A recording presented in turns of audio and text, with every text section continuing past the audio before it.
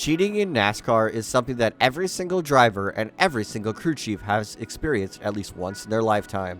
Most likely, every car on the racetrack you see today is somehow bending the rules.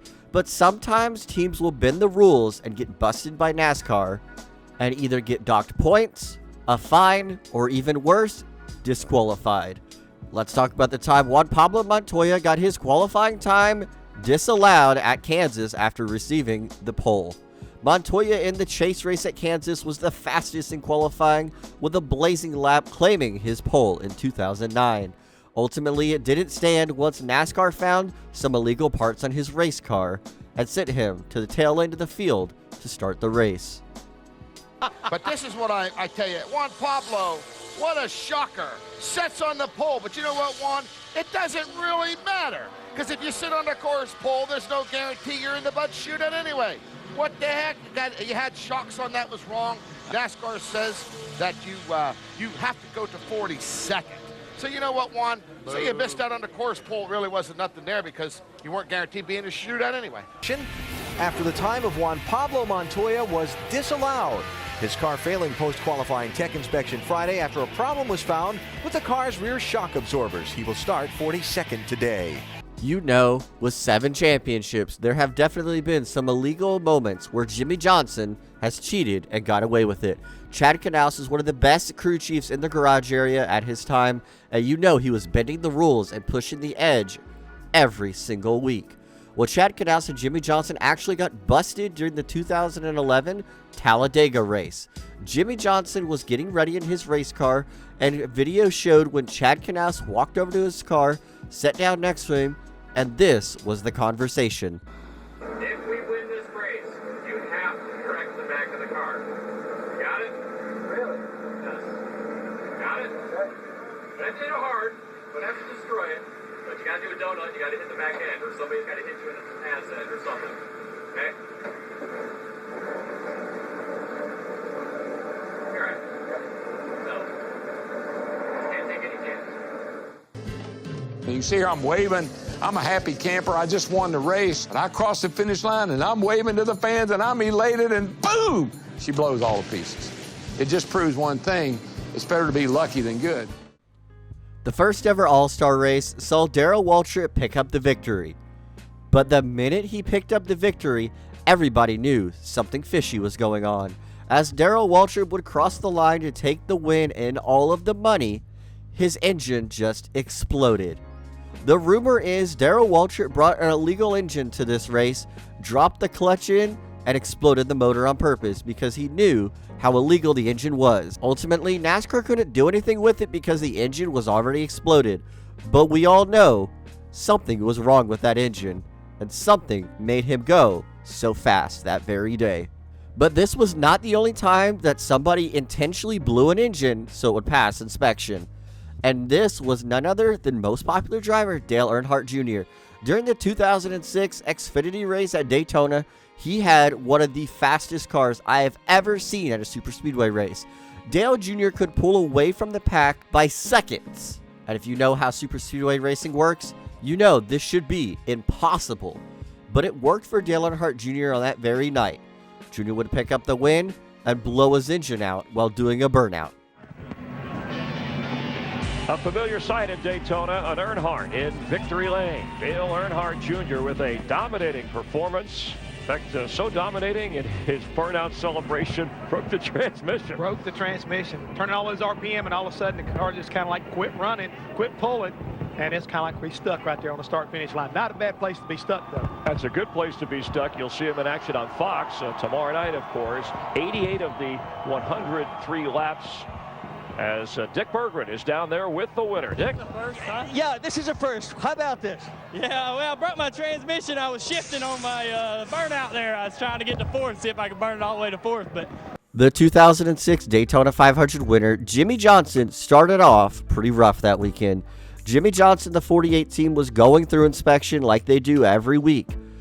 When they went through inspection, NASCAR found an illegal modified part for aerodynamic advantages. Jimmie Johnson's crew chief Chad Knaus was immediately suspended for 6 weeks and kicked out of the racetrack for the entire weekend. But this didn't slow down the 48 team, as Jimmie Johnson would still take home the victory. But this was definitely a detriment to the 48 team at the beginning of the season.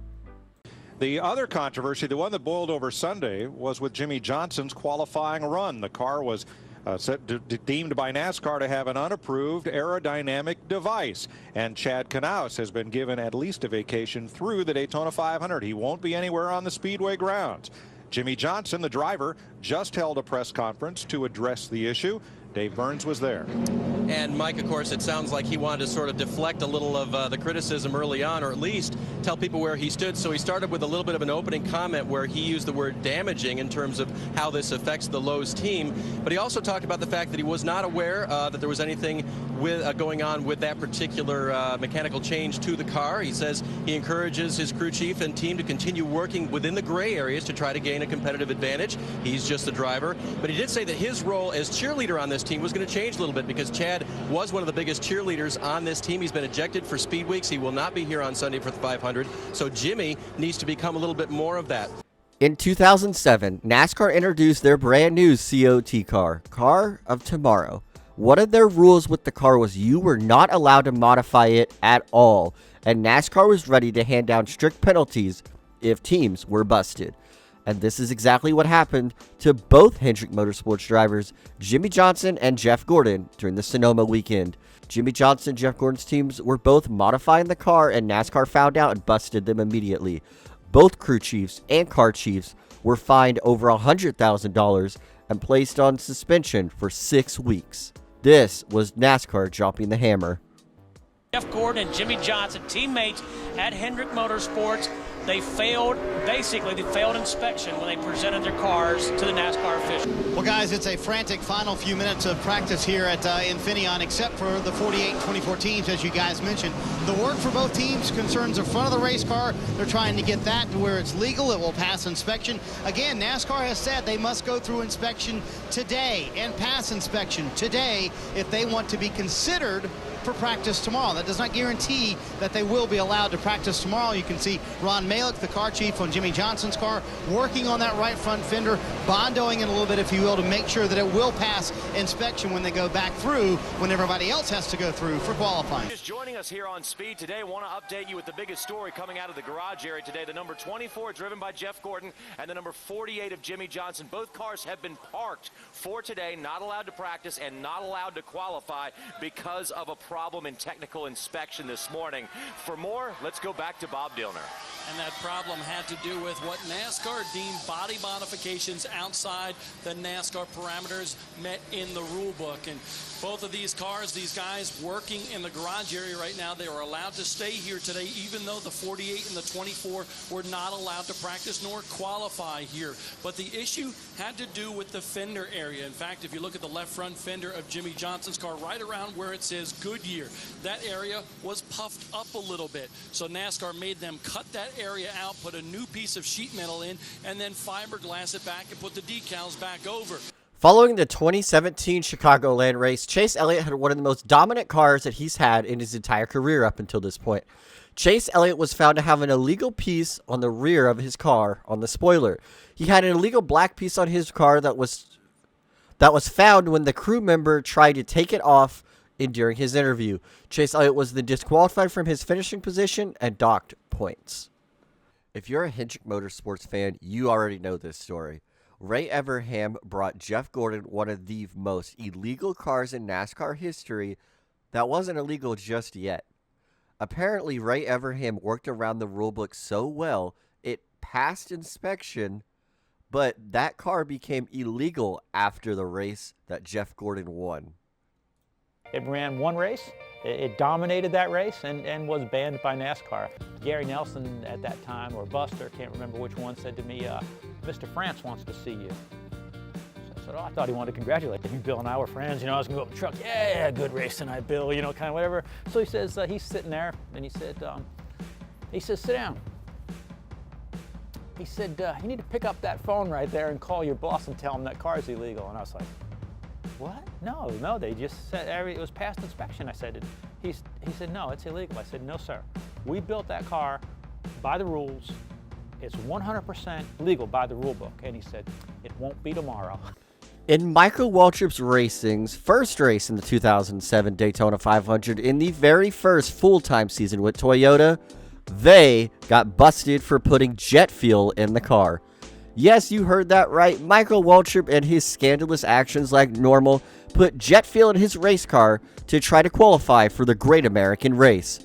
His team was busted, and after the Daytona 500, he was in the negatives in points already. This was extremely unfortunate for the entire 55 team. Mike, I'm down here in the garage in front of one of the NASCAR administrative trailers. NASCAR officials are in the background discussing the situation. Just a few moments ago, the scene was Michael Waltrip along with Bobby Kennedy and Ty Norris, three of the principals from Michael Waltrip Racing, meeting with NASCAR President Mike Kelton, Vice President of Competition Robin Pemberton, and Jim Hunter, who is the Vice President of Communications. What Jim Hunter told me was that during pre-qualifying inspection, an inspector noticed a strange smell and a strange color in Michael Waltrip's intake manifold. Now, the net effect of that would be essentially trying to increase horsepower. That intake manifold was taken. It will be sent to the NASCAR Research and Development Center up in Concord, North Carolina. Jim Hunter said they expect to know the results of whether or not that substance runs afoul of the law in about 2 or 3 days. Well, when they felt down inside of it after running the engine, there was some oil in the intake, and so oil's not supposed to be there.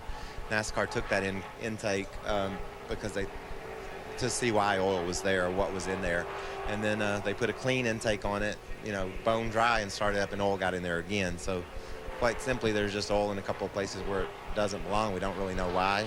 This entire finish was a huge mess, and it all started because of Robbie Gordon. So let's break it down. Marcus Ambrose would wreck Robbie Gordon under caution after the caution already came out.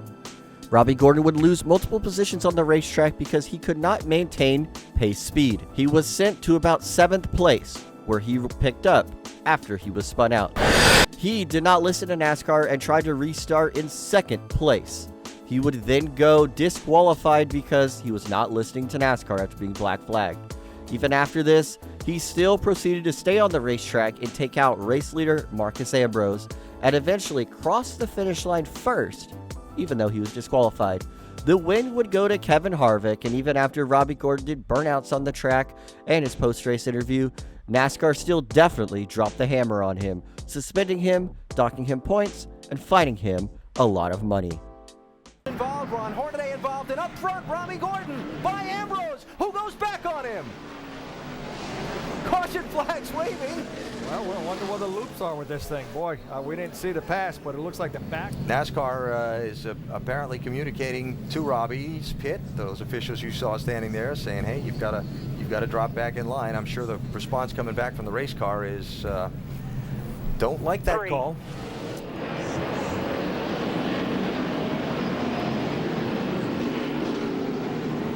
There it is. Couldn't see that coming, could you?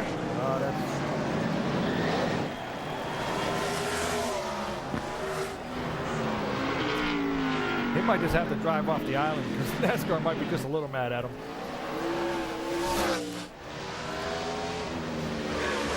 All right, so the lead is changing hands here. Now Kevin Harvick has just gone out in front. A confusing situation of this race. Robbie Gordon may now be first in line on the racetrack, but the lead belongs to Kevin Harvick. Salute to the fans. Very rough racing there at the end. Robbie, what happened? Well, if you want to know my opinion, I won the race. So I completed all the laps, and if you've seen this happen before, guys get spun when they slow down. That's exactly what happened with Marcus. He spun me when I slowed down, and they tell me I'm going to go back to 17th. It's not the way it is. It's happened many times. They set precedents before, and we'll appeal it. We won this race.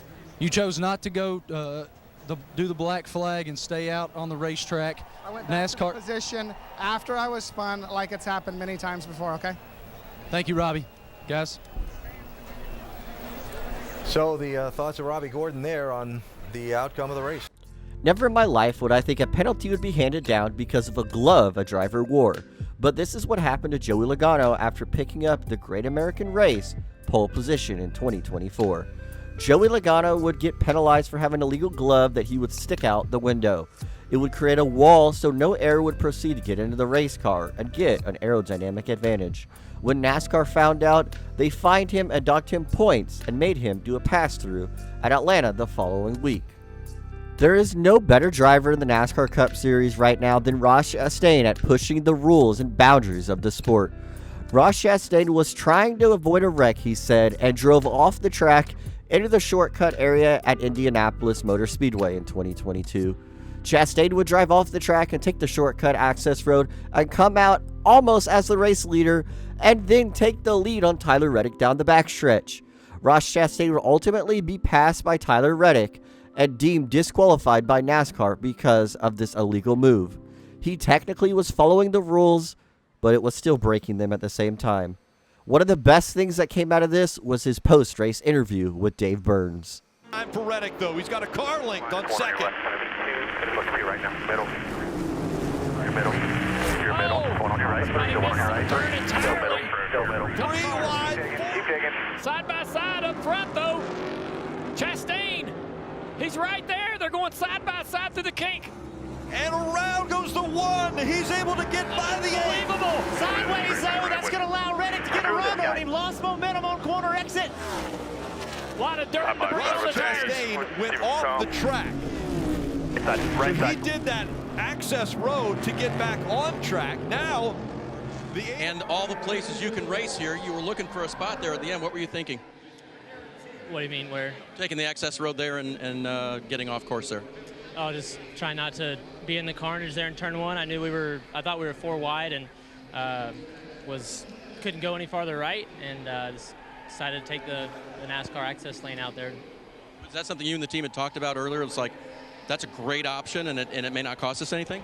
No, Dave, no. Just pure reaction there for our Worldwide Express Chevy. I took it in practice on just overshooting turn 1, and you know where they're at, right? And 12, you have to go around the loop there, and there is around the poles. So yeah, just went to not get hit and merge back on where I merged.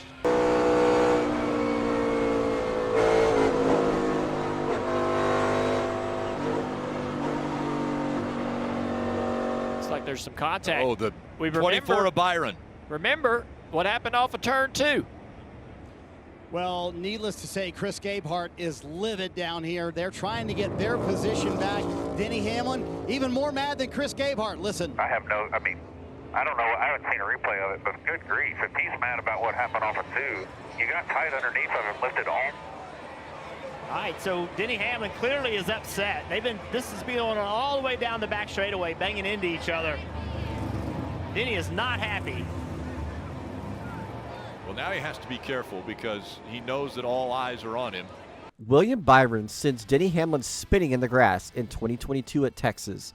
Hamlin and Byron were racing hard during the green flag racing to end a stage, and Byron didn't like it. Under the caution flag, he drove up behind Hamlin and ended up hitting him in the rear, spinning him out, making him lose multiple positions on the racetrack. This is one of the most dirtiest moves I've ever seen somebody do under caution. Sometimes breaking the rules in NASCAR isn't even breaking a physical rule, but a morality rule. And this is what Austin Dillon did as he wrecked intentionally Joey Logano on the last lap at Richmond and then intentionally crashed Denny Hamlin and still picked up the victory. Austin Dillon's win would still stand in the record books, but it would not count towards the playoffs as NASCAR deemed this was an illegal move on the racetrack and intentionally crashing 2 competitors and tried to right hook Denny Hamlin into the outside wall. He can't do it in 1 and 2. Logano looks back. He has a car link now. Joey Logano through 3 and 4 for the final time. There's the contact. He does get to him. The 11 on the inside. He gets into the wall. Dillon's going to win it at the line. Austin's season was on the line there, but what are your thoughts on what happened down there? It's chicken shit. There's no doubt about it. He's 4 car lengths back. Not even close. Then he wrecks the 11 to go along with it. And then he's going to go up there and thank God and praise everything with his baby. It's a bunch of BS. It's not even freaking close. I mean, dude, I get it, bump and run. I get it.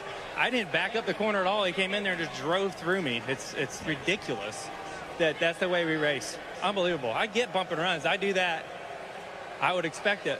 But from 4 car lengths back, he was never going to make the corner. And then he wrecks the other car. He wrecks the 11 to go with it. So. Ooh, Ooh, close. Wide into turn 4. That moves Kyle Busch all the way up the racetrack. He has to catch it before he gets to the wall. And Hornaday catches the wall. Caution's out, caution's out. Caution is going to come out. Both drivers trying to get by. Looked like the 17 to Timothy Peters. They slid up the racetrack, and now Kyle Busch not happy at all. It's all good, dude. And Kyle Busch is going to turn the 33 into the wall. Our championship contender Hornaday in the wall. Well, Kyle Busch should be parked for this race and maybe the rest of the season for that. Holy cow, I can't believe he did Championship that. contender Ron Hornaday hard into the wall. Kyle Busch sends him in. You all right? Now, we saw him playing games like that at Martinsville, but we're running over 180 miles an hour here. Window net down on the 33 of Hornaday. One rule in NASCAR that is definitely well known is you are not allowed to crash somebody under caution. The point of a caution is to slow down so safety workers could get on the racetrack and clean up the racetrack or help any drivers after an accident. Well, Kyle Busch under caution went full speed into Ron Hornaday at Texas in 2011. This was extremely disrespectful towards Ron Hornaday and illegal in any way you put it. Kyle Busch was immediately suspended for the Xfinity race the following day and the Cup Series race 2 days later. This has never happened since then to Kyle Busch. Flailing on the back of the 9 of Chase Elliott. That's because the bad blood from 3 weeks ago at Bristol has played out here at the Roval. Create a caution. NASCAR also has the opportunity to look at this and black flag the 9. They have taken guys and made them come to pit road to clean it up. We'll just have to see what NASCAR thinks about the tail. I did ask. The tail is not required here. There is a question, it's some high-speed track. Like it or not, NASCAR's definitely showed favoritism to a lot of their drivers in the past. During the 2021 Roval race, Chase Elliott had damage that was hanging off of his car. The rule is if you have any damage or fenders that are hanging off your car, you'll be black flagged and mandated to be brought down to pit road to either cut the metal off the car or repair it immediately. Chase Elliott had his entire rear fender hanging off of his car by a thread for multiple laps. NASCAR never called him into pit road to fix his damage, and he was never given the black flag like so many other drivers have in the past. Sterling Marlin in the 2002 Daytona 500 had one of the funniest moments I've ever seen. It's definitely illegal what he did, but it still made for some great TV and comedy. Sterling Marlin, after contact with Jeff Gordon, would stop on the backstretch during the red flag. While leading the race, he would get out of his race car, unbuckle his seatbelts, and try and fix the damage on his fender. The pace car driver saw this and immediately jumped out of their vehicle and told him to get back in his race car. NASCAR would then deem Sterling Marlin to be sent the tail into the longest line for committing this illegal action on the racetrack. He ultimately didn't win the Daytona 500, but this still stands as one of the most funniest moments and ways to get a black flag. The NASCAR officials are seeing the same pictures we are, so they'll make a decision. And we'll wait to see what that decision is. I think another problem he's got is that right rear or that right front tire is rubbing pretty hard on that fender, so it may not make a difference. That's John Darby, the guy in the blue shirt. He's the new Winston Cup director. And the man in the blue sport coat right of the screen with the dark glasses is David Hoots. He is the race director. He's the referee, basically. The car. Sterling Marlin is jumping out of his car. He's going around to look at the right front fender. But, he can't do that. You can't work on your car under the red flag. That's the NASCAR rule. Hold it off a little bit. You're not allowed to work on your car under the red flag. Matt, left side tires below the yellow line. You see the yellow line and you see the cars there. The only judgment is that NASCAR has to make here is because he's clearly below the line. Did he advance his position by going down there? Or did he come back up behind Gordon on the track? That's the call. Well, I mean, you're not supposed to be below the yellow line, and Jeff wasn't below the yellow line and got spun out. And the other one is he clearly was pulling on that fender on the backstretch. Clearly. Boy, John, this is a tough. We see Mike Helton there, the president of NASCAR, on the phone talking to someone. That's Mike just on the left of the screen. the biggest bad boy of NASCAR, Robbie Gordon. He ended up throwing something out of his race car in the 2006 Atlanta race. This caution would ensue a massive crash later on the restart, which would ultimately collect chase contenders, taking out Mark Martin and Jeff Burton in the process, ending their championship hopes. He even lied in his post-race interview, saying he had no idea what fell out of the race car. Yeah, we're catching up with Robbie now. The back of the hauler was coming down. Come on in here, Steve. Pull back. We got a little more cord back in there. Okay, very good. So, top 10 finish for you. Great night for you. We were looking at some debris possibility coming out of your car, roll bar padding, anything like that going on? Not that I'm aware of. You know, we had a good run tonight. We broke a diff late in the race and had a shot at probably better finish than 10th. So I'm pretty happy with the run we had tonight. And we're looking for, okay, Rob, we're showing it now here just so you can get a look at it. Can you guys run it back one more time because we didn't have it right in here. There you go. I'm messing up his hauler here.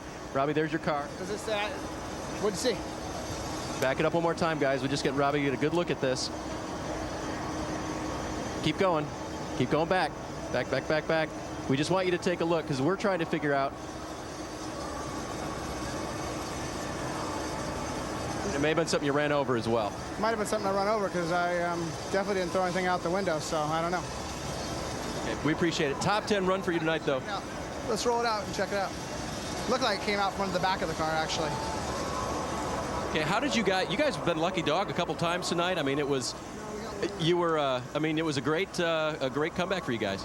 Yeah, we had a really good night. We lost, we had one bad pit stop.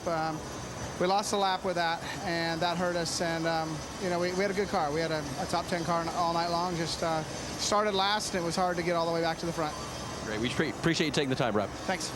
Bill? If you've enjoyed this video, please hit the like and subscribe button down below. Also, if you've liked this video, I'm pretty sure these videos will catch your eye also.